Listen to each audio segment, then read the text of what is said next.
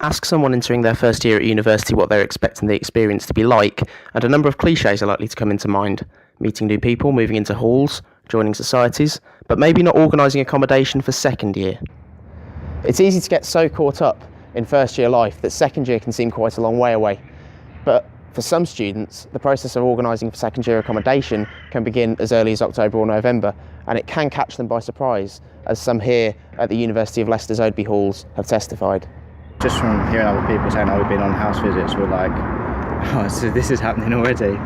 We've only been here for like a month and a bit when we started looking, so yeah, pretty quick. The speed was like quite quick. People were talking to us about it in like October, and we were like, oh, we've only just got here, so that was a bit of a surprise. It did make me rush the process of deciding who I wanted to live with. So why does the time frame catch so many students off guard? Why is it necessary to find accommodation so early? Jitesh Singler from letting agency Habitio thinks that students themselves are actually the driving force behind this trend. I think there's a general panic across the student market where they think they need to find their best house early, so we have to prepare to market the houses early to them as well. What would be the number one piece of advice that you would give to students looking for a house for the first time?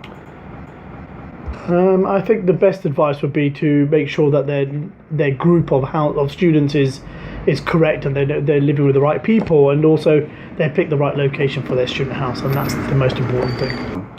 The first year of university is about more than just the studying. Anybody who's experienced it will know that. However, the additional pressures, accommodation, fees and so on, will form a much bigger part of a first year student's experience than they might initially realise. Alex Nash for the Leicester Mercury.